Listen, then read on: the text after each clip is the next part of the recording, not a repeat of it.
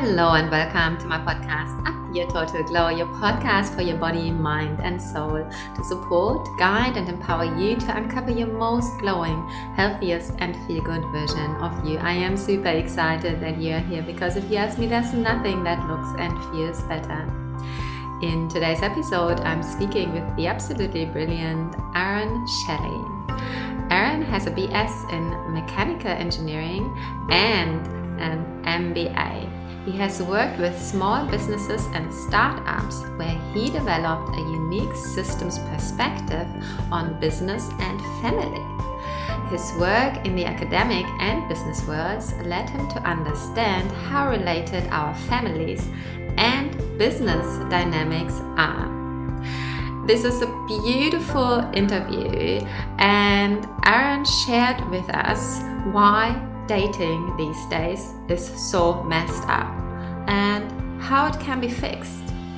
He talks about marriage and why marriage shouldn't be 50-50. He also speaks about how we can have a family business model and what different family structures are and why are some more successful than others. It's a super interesting interview full of wisdom, and if you would like to have a very successful relationship and business, then this interview is a must listen for you. Please enjoy. Hello and welcome, Aaron. How are you today? I'm doing well. I am so excited to have you here and can't wait to jump into this conversation with you. Would you introduce yourself to my audience so that they get to know you and your amazing work? Yeah, so when I was younger, I did an undergrad in mechanical engineering, and then I did an MBA out of some frustration, but I always like to understand how things work. And then my wife and I have been running an Irish dance company or a business for the past 25 years. And I've been working at different tech companies. I worked for Ancestry.com, if you're familiar with them. Then I did a startup. And then I had an opportunity to help another guy write a book. And that's kind of where my book came from. I thought, I had this better model, I thought, for him. And he said, that's your book. So I didn't have a plan to write a book. It was just something that he did. And then I was in about 2018, and then I had it almost done. And then I had an opportunity to work at a tech startup where we were helping contractors with their work, and took that company from about 20 people to 180 when I left. And we took about $50 million in private equity. And then a year later, I had the chance to step back. So it's kind of the long and short. I have my wife and 4 kids as well. Wow, sounds like lots of opportunities that you took full on. And I love your journey, and I'm really excited to get into what lights up your heart, because I know that you have created a model that helps others to live a more successful and happier life. So can we dive into this? What does this look like? Yeah, so the book and the model is really an outgrowth. Since I've been running a business with my wife for 25 years now, there's a lot of things I started to notice in the family life and in an individual's life that were coming from business. I'm like, I could take these business principles and apply them to family. And if we did that effectively, and just to us, even before we're married or have anyone else in our family, it's the same concepts in business. And if we run our lives, our personal lives, more like a business, I think we have more success, because there's so many things we can appreciate from business. Basic things like in business, you want to go into business with someone has different skill sets, right? So that you can do one thing, they do another. It's the same in family. Like my wife in our business, she does the Irish dance teaching and I do all the technical stuff. I've never done Irish dancing and she's horrible at technical stuff. So we see this nice synergy in the business, and you see the same thing in the family, right? If both people are trying to focus on earning money, well, then the family's not going to have as much connection. You're not going to have time to, connect with your kids, train your kids if you choose to have them. So it's really just a lot of those similarities that I saw in business that could work in family. And I'm like, well, why aren't we implementing them? So that's really what the book is trying to help people do, implement them so that we're more successful. And when I say success, it's not just financially, it's also in our relationships with each other and with our children. It's with our extended relationships. It's also in our health. So it's kind of more of a holistic model in how to view our personal lives. That was what I was just about to say. This is why I love your book so much, because it is a holistic model. And I fear many people still view success as simply acquiring money, wealth. And this is just a tiny little part of the coin. I would say even, the smallest. But obviously we need money, but health and relationship is so important as well. And when you look at your model first, you could think, oh, this sounds quite harsh, see relationships as a business model. So where's the love? Where's the romance? But at second glance, I think this is so powerful and so helpful, because I can totally relate to what you say. Yes, we all have different gifts and bring them to the table. And also there needs constant nurturing or doing to help the relationship thrive. If we stop doing that, what will happen then? I guess that's what we see, unfortunately, all over the world, is divorce. So I love that. And I think it's very helpful and empowering for us to understand, if we change the perspective, we can actually thrive so much more in our relationships. And then this will transfer into all the other areas of our lives too. Is this how you view it, or have I missed something here? Yeah, I view it as, if we start to look at it as a business, especially in the relationships, you hear a lot of people say, I want a 50-50 relationship. And I'm like, well, if you get married, technically the law says in most countries, okay, it's already 50-50 in terms of ownership. But if you and I started a business, or if I started a business and then I said, hey, you want to come join my business? You said, I'll give 50%. I'd be like, okay, I don't want to go into business with someone who's giving 50%. Right? You want to go into business, you want to go into life with someone who's going to do whatever it takes and give 100% in their area. Right? You have, and so that's where I see it. It's more like there's cases where, I mean, my wife teaches dance sometimes, and I'm at home with the kids. And when the kids were young, I was changing diapers, making meals, doing shopping, whatever needed to happen. Now that our kids are older, my wife likes to do those more. And so we have a more flexibility. And my kids, two of them are out of the house. So that dynamic changes.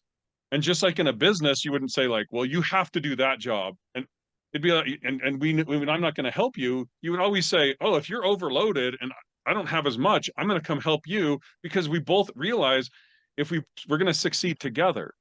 And so there's this weird dynamic where it seems like people have got into this, either feminism or patriarchy, or however they want to pit it. But I'm more of I'd call it like a familyist, where I'm like, I want to care about the families, because once you start to get people, both men and women, if they're on the whole life journey alone, it often gets very difficult mentally. There's certain times when it's hard. There's stresses financially. There's all these things where it's just like, if we have a partner to go through this life with, it's easier and it's a lot more fun. So that's where I like to look at it. Like, there's just these synergies that we can get, and we can appreciate them more. Again, like on a business perspective, I love salespeople because they love to talk to people, interact with them, and sell them. I like to build stuff, right? I'll do code and whatnot. And so they love that I love to do that, because they don't want to interact with code. They want to interact with people. So we can both look at those roles and appreciate them and say, I'm so glad you're there. And they can say, I'm so glad you're there. And we're both really appreciative of the other person. I feel like there's been so much combativeness now where it's like, well, no, I'm doing this and now you do this and I've got to do this. And well, why are we doing that? You would never do that in business. Or if you did, you'd start to hate it and you'd quit. So I don't know why, like Divorce is just you quitting the other person and being like, you're kind of a jerk boss. You're a bad partner. I'm out. Absolutely. I totally agree. And this is why I think this is so empowering, because we all care so much about our careers and we all want to succeed. Yet when it comes to our relationships, we are so quickly, it seems, to give up and to say, oh, this doesn't work. I'll look for the next person. And yeah, really, I mean, like you said before, we all have different gifts to bring to the table and different things we are maybe not so good at. And it's beautiful if we can support each other, if we can empower each other, instead of just going with, okay, I want this is what I do. And if it doesn't work for you, I still go this way. I don't know, this just sounds really cruel. And like you said, we don't do this in business because it just doesn't work. In business too, we have to stay flexible, go with the opportunities, make sure the other person works to their strength. If we give them a job that they are really lousy at, this would really hurt your business. You would never, ever do that, you know? So yeah, I really love that. I think especially in the society we live now in, this is really, really, really helpful and urgently needed, because it really pains me to see how many relationships just go to waste. So is this exactly your family business model, or is there anything else to add? Probably a lot. Well, yeah, if I look at the business, I like to break it into pieces. Again, it's the engineer brain where I'm like, I need to understand all the little pieces, otherwise I can't put it together and make a plane fly. Right. So it's the same thing in family and in business. So to me, it's like, what is your strategy? That's the main part of your business model. Like, what is your purpose in life? What are you trying to accomplish? Right. If I want to go, if I don't want to have any children and you want to have 5 children, that's not going to work. Right. So it's like, well, we might disagree on the number of children, but we can say, what's our strategy and what is our purpose individually? If you're like, I really want to be a connector in life and I really want to have great friendships and I want to help people through that, or I want to be a healer, I want to be a doctor, or I want to be a creator. Whatever your purpose is, you want to make sure that it aligns with your partner's purpose, or at least it's not incongruent with it, right? You need to make sure that they both work. And then you look at it and say, now what structure are we going to do? Like, are you going to do the work and then, you'll earn the money and I'll invest in the children and I'll invest in the social connections? Or are you going to do that? Who's going to do these roles? There's a lot of logistics in a family. So that structural piece is important. And then the last one is culture. What is your culture? Is it okay to fail? Do you want people who take big swings and then they fail most of the time, but they may hit really good home runs, Or do you want people who are just, I want to work at the post office and I want consistency and predictability. I don't want to have to worry about losing my job. Like, it's really going, what culture do you have? Because a lot of people, if you'd have someone who comes from, like a Google, where their culture is very, like that's their family culture, is like, hey, we love to learn. We love to try new things. We often fail. We'll try different activities and we'll fail, but then we'll get good at them. Or do you want someone who's more from a Walmart? Like, it's really predictable. We know what to do. You come in on time. And those cultures, they don't work well together. And so you can see sometimes where people expect them to, but if you have a cultural alignment issue, then you'll have a problem just between the spouse. But also if you're trying to do a strategy that's very aggressive, like I want to take a lot of risks in my career. And then my culture is, I'm not going to learn much. I want to relax a lot. I don't want to work very hard. Well, most entrepreneurs, they're taking big risks and they're working 80 hours, 100 hours, whatever it takes. Yeah. So that's the stuff you're looking at in your culture. And then there's beliefs in your culture as well. Like, how do you believe? If you go over to some countries, in China and some of these other countries, a lot of times they view failure as like, if you fail once, you're a very bad person. And then you look in the US and it's like, I tried to do a startup and I failed. And people are like, cool, what did you learn? And often they want to hire people who have tried to do startups because they have more experience. So a lot of this is like, so this is kind of those 3 major pieces, your strategy, structure, and culture. If you look at that in a business, it's really important, but you can also look at that in your family and go, we are aligned. Because if you have a good business model that's aligned, you will kick off a lot of money. You'll kick off a lot of great relationships. You'll be healthy. All these things. That's why I call the book The Family Flywheel. It gets stronger and stronger as it spins because it's a successful model. Does that Absolutely. make sense? Yeah, it makes so much sense. It's absolutely beautiful. I love it. And I really wish I had known any of this when I was dating. I feel I am lucky because I somehow made it work through lots of adjustments and I don't know, just also my belief system. And obviously, my husband is absolutely beautiful, but we came from very different directions. And yeah, so I'm just really, really glad I made it work anyway. But how much would have changed this if I had known this when I was dating? And I feel this is where, you know, things are already starting to be really weird because most of the people I know these days do this in a really quick way, you know, those speed datings and online datings. And I guess they are not asking any of these questions, which, like you just said, is the foundation of a happy, healthy, successful life, business, and marriage. Or it doesn't have to be a marriage, a partnership. So yeah, I guess this is where things are already starting to go very wrong these days. And I guess you are agreeing with me. So when I'm in a beautiful family now, how can I make sure that all of us, everyone in this family, are continuing to thrive?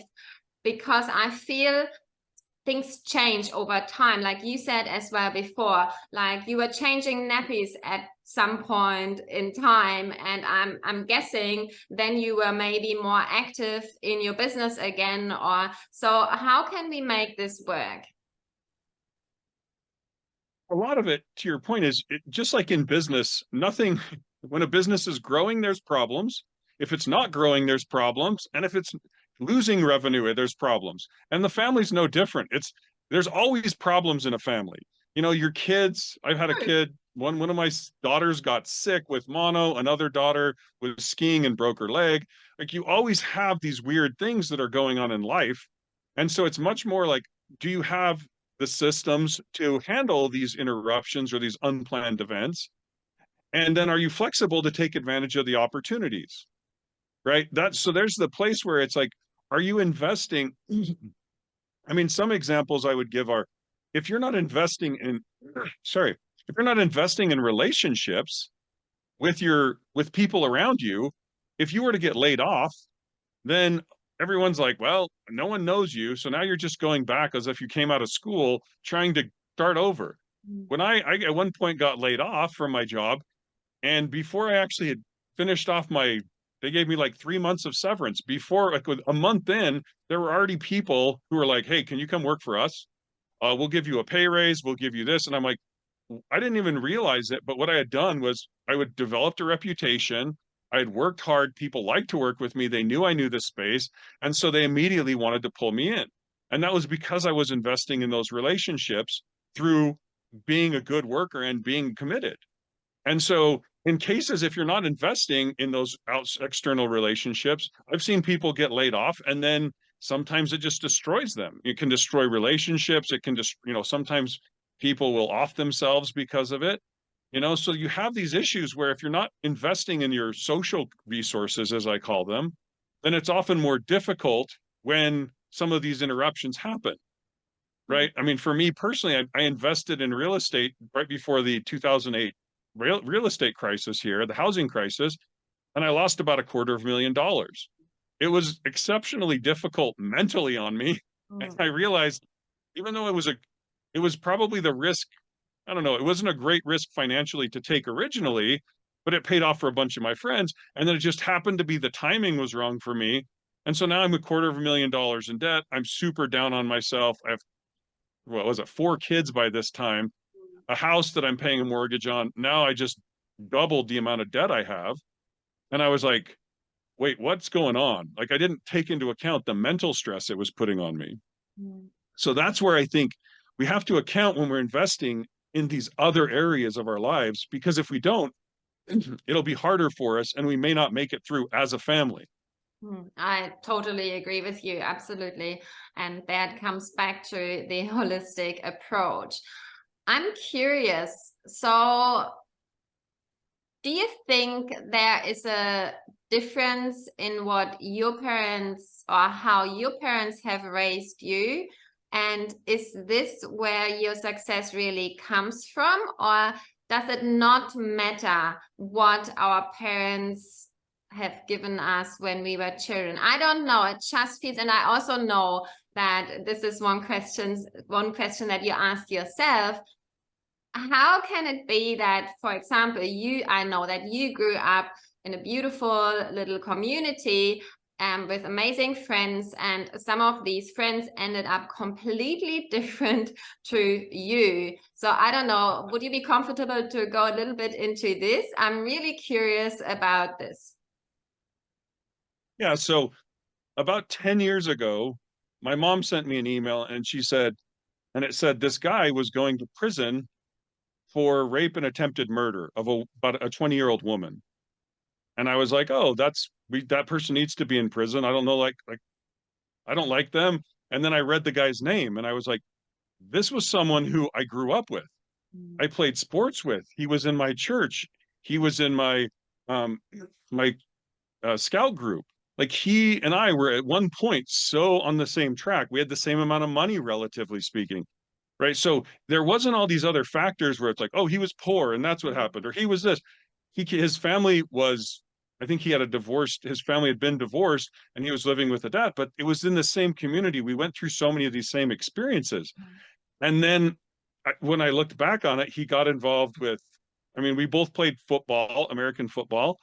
And then he kind of, I think, ended up getting involved with some drugs, and then he got involved with the wrong friends, and then those friends get you involved in more of the bad stuff. This is the opposite of a flywheel. It's called a death spiral in business, right? Where he got involved with bad stuff, and then he kept getting involved until he was on I mean, when he actually did the horrific act, he was actually like on a drug, on a prison or jail release program where he was cleaning stuff up, kind of serving community time. And so you look at this and you're like, my parents definitely taught me some good things and they provided a lot of mental support and help through things. But I think there's also a point of, we have to be careful of the choices that we make. Just like in business, one choice can lead you down a very bad path. And if you don't correct that and you don't have people around you who are good to help you correct it, then it's very easy to spiral out of control. And I could see, even with myself, there was a point when I was investing in my house, but I was really low on money. I was like, I got to go get a job.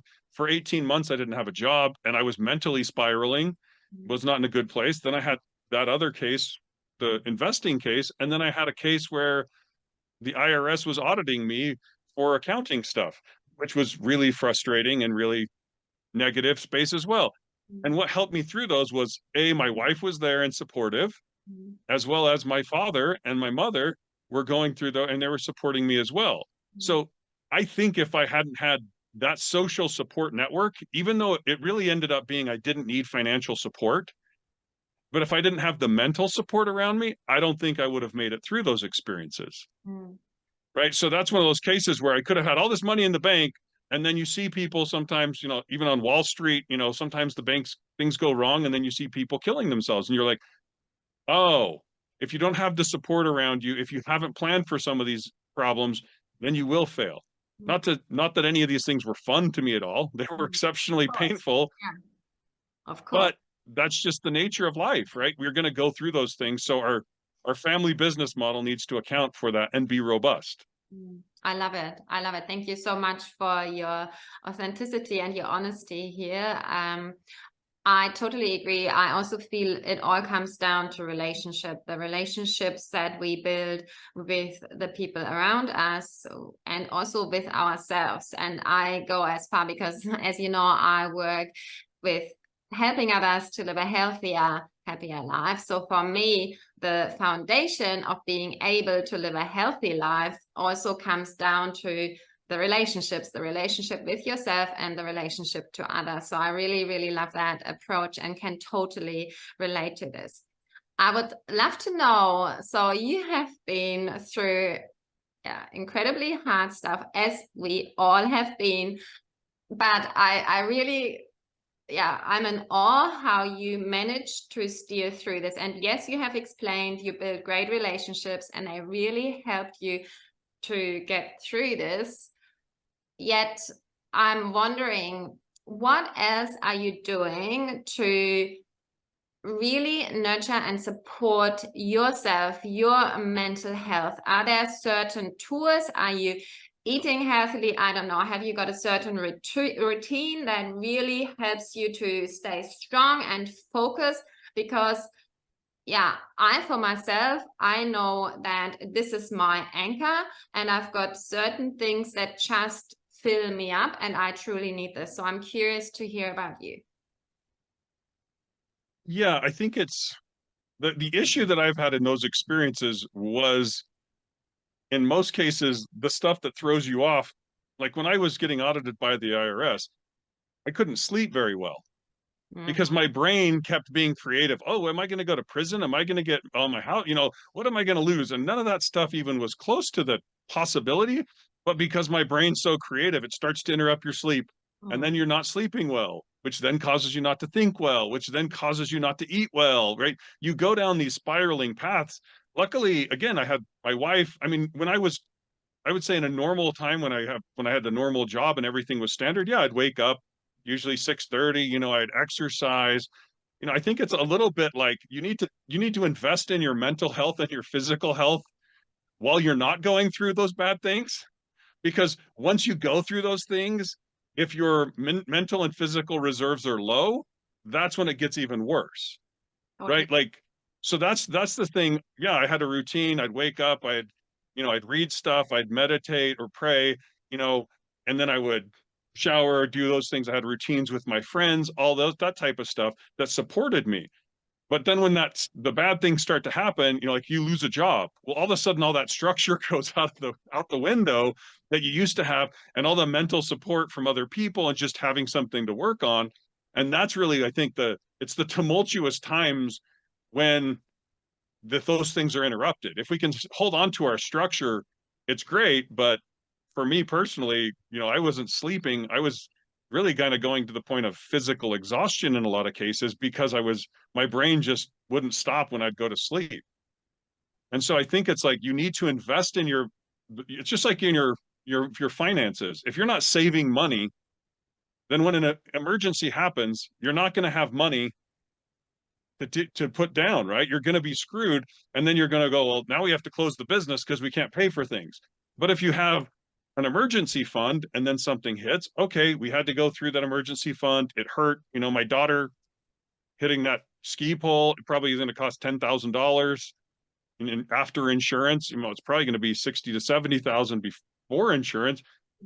But if I hadn't had that money, then that could bankrupt me, cause all these other problems. As it is, have the reserves, it's not a problem. So I think it's a lot about building up the reserves in your relationships, right? I mean, like having children is an exceptionally difficult thing because your sleep goes to crap. Now you have this baby that's screaming. Now your woman's my wife was trying to feed it and her sleep's interrupted. So you're sitting there going, you need to have those healthy reserves built up so that when the events happen, you're prepared.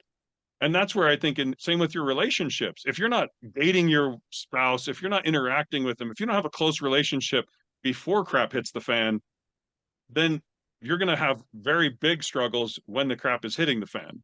Mm-hmm. So I think it's much more investing up front and saving more so than there's some easy way through it. No, in my experience, it's kind of like going to hell. It's going to suck. Mm-hmm. It's not going to be fun. But coming out the other side, I learned some very important lessons. But I think if I hadn't had the relationships, I would have collapsed. If I hadn't had the financial funds, would have collapsed. If I hadn't invested in my physical and mental health, I could have collapsed. So that's where I think you really have to look at those holistically and kind of develop a bank account, a savings account, and all those different resource types. Thank you so much for sharing. And again, I really, really love this perspective. And it's my experience as well that this is very true. And where I feel, or I hope that many people will listen up here, because it's my experience that lots of my clients only come to me when they are already in crisis, of course, talking health now. And I wish they had started so much earlier to pay into this health bank account, because it would have been all so much easier. And then when things go crazy, and they would have just had this investment to pull from there. So absolutely, I totally agree. And I love how you are making things so easily understandable in very simple terms. It's your structured mind, but it's very helpful. Thank you very much.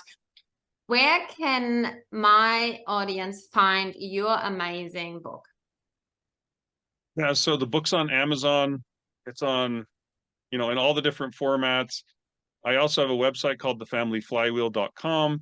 If you go there, I have some book resources. You don't need to buy the book necessarily, go look at the resources, but it'll help you map out your business model. It'll look at your strategy, structure, culture, and then it'll also look at your resources. If you're married, it's super useful to have your spouse do that as well, because then you can compare.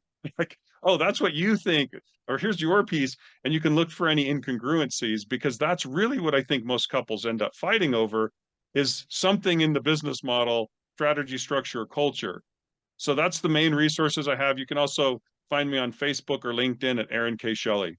And I'd love to hear from anyone, love to help out. That's really why I created the book and the website. Fantastic. And of course, I will put all of this into the show notes. When you said this just then, it struck me that, again, I can so much relate. I feel that my husband and I, for a very long time, didn't speak the same language. We loved each other very much.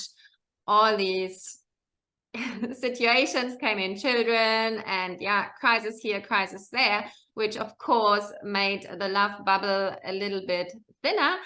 And someone mentioned to me the 5 love languages. Obviously, I didn't know about your book back then, which would have helped us also fantastically. But for me, the 5 love languages is very different, but similar, because it explained to me, okay, the way I love to experience love, or the way I hear love and feel loved, is very different to my husband's way. And this really helped us to push through and to keep our love strong. And I feel this is exactly what you are doing in your amazing model and in your book. So do you work also individually with people or with businesses? How big does the business need to be? I've worked with just mostly it's been people around me, just individuals. I have done I also do some business consulting. I just helped a woman go from a senior director to a VP of marketing. I've helped another woman do kind of the same. So it's not about the size so much. It's really just what's the need for people. Yeah, and the fit, because to me, there's not a lot of complexity. I mean, the one woman I was talking with at one point, she's like, I'm the strong, independent woman. And I'm like, you have 2 kids, you live with your parents. You're not an independent person. They're providing you all this support. That's part of the resistance you have to going and starting another relationship, is that you're giving that up. So a lot of times, that's why in the book, I try to go through, I'm not trying to say anything according to me. I'm just trying to say, here are kind of the rules of family creation. If you want to cohabit, if you want to be married, you want to do extended, you want to do a blended, however you're doing family, the rules are applying, and it's really just helping figure them out. And so that's where it tends to be fairly straightforward, but whoever has been interested, a lot of it's been women, because I think women have been pushed and they're super successful in their careers. And then they're like, but I'm not happy and I'm not hitting my life goals. I may be hitting financial goals, but I'm not getting the life goals in terms of dating. So a lot of it's more trying to help them reprioritize and get perspectives so that they can meet some of those other goals. Beautiful. So in quotation marks, you're not only an author and a consultant, you are clearly also a coach, because you help others to bring a light into those blind spots that we are so often, each and every one of us, unable to see. Awesome. You are absolutely amazing. I've got 2 more questions for you. So number 1, what are you doing in your relationship to keep it juicy? And I'm talking here about little tools now that you really plan with your wife so that you still keep this relationship strong. Obviously, you mentioned all the system and the structure that is needed there, but just on a very practical day-to-day or week-to-week level, what are you implementing with your wife so that you have this beautiful marriage? I would say one thing that I found out was my wife really loves physical touch. She likes massages a lot. And so I looked at it and she was like, "Oh, I'm going to go get a massage." And I'm like, "Dude, that's a lot of money. You know, these things always are so expensive." And I said, "I can just learn how to do massages. I can go buy a massage table, go get all this stuff for, you know, maybe $150. One massage in a lot of cases, like $70. So I'm like, we can do that. And then I also so I massage her, and then I spend time with her. And I've just set a time every single week, Wednesdays at 9 o'clock or 10 o'clock, I'll give her a massage, and it just connects with her. And I'm like, how much is that worth? She loves it. She's like, "Oh, do you really want to do it?" I'm like, "Yes, I love giving you," kind of back to your love language thing, what is meaningful to you. She'll say to me, "Do you want a massage?" I'm like, "No, it doesn't do anything," right? It's not my language. Mm. So that's a very practical thing that I would say I've done. The other thing I've done, and it goes a little off and on, but I've tried to just do a weekly meeting where we're talking with just my wife and I, and it's like, okay, where are we at in the relationship in terms of the logistics? Where are our kids at? Do we have any, logistical things we need to work through? What are our future things that, we're looking forward to planning? Like, oh, we want to do a trip. We want to do this type of stuff with our kids. And then finally, are there any outstanding issues we want to go through? Because I've just found that a lot of times with my wife, when we have bigger fights, it's been 3 or 4 things have built up over a month, and then they're coming out and just exploding. And I'm like, okay, if we just go through this maintenance stage, then it's so much easier to maintain the relationship and stay close. And then when things come up for me or her, they can be dealt with when they're small instead of becoming these large things. So I would say those are the 2 small things that I've done that I think have really made it. My wife really appreciates the massages. I really appreciate the system. So works out well for both of us. I love it. I feel I definitely have to play this recording to my husband. And I hope lots of men are listening to this. Absolutely beautiful. And my last question for you, have you got 3 short golden nuggets for my audience, so that it can be a summary of what you've already said, but so that they have these points in their head that will really help them to elevate their life? I would say the first one would be, get clear on what you think your purpose of this life is. If you're not clear on that, you could have the best job in the world, and you'll be in a horrible place, because you'll be like, why am I working? You won't have purpose. So if you're clear on that purpose, that'll make you very happy in terms of what you're doing, because then things can build towards that. I would say the second would be, make sure you're investing in social relationships, especially in times when you move. If you move, you have to understand you've just ripped up all those social connections and gone somewhere else. And if you do not invest in social connections, you individually will feel lonely, your kids will feel lonely, your relationship with your spouse will be stressed, and your mental health will have big issues. But even then, all the time you should be looking at your social connections and investing in them. And then finally, I would say, look at your cultural beliefs, especially with your spouse. What do you believe? What do they believe is most important? And make sure you're aligned. That is the biggest source of friction. because you could look at the same experience and say that was a learning experience, and your spouse could say that was a failure, that was bad. So a lot of it's getting culturally aligned. Mm, beautiful. I love it. So much empowering wisdom right here. Is there anything you would have wished I asked you, but I didn't, and that you would still like to mention?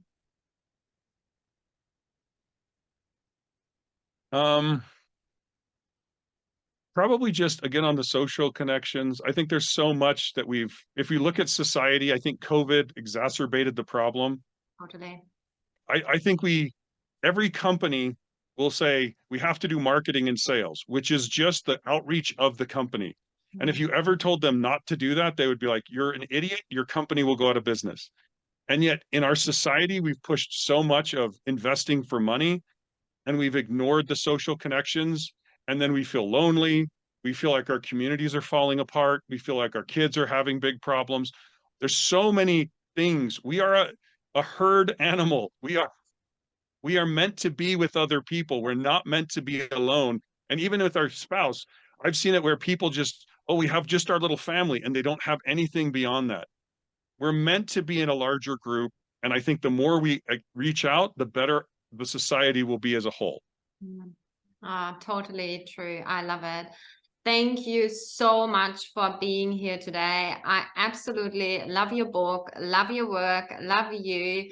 Amazing what you do for our beautiful world to make it a healthier, happier, more successful place, one relationship at a time. It's absolutely wonderful.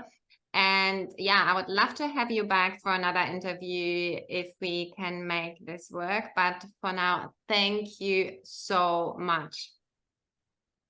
Thank you, Ruth. It's a lot of fun. I really appreciate it as well, all the work you're doing to make the world a better place. Take care. If you love and enjoy my podcast, then please do me a favor and help me to spread health everywhere. And I can't do it without you. So you can help me by liking, subscribing, sharing, and reviewing my podcast, because this is the only way that others can find the content in this podcast too. I know that you were born to feel absolutely wonderful in your beautiful body, in your brilliant mind, and in your boundless soul. So what are you still waiting for? Please make sure you do. I believe in you. I'm your biggest cheerleader. Keep glowing.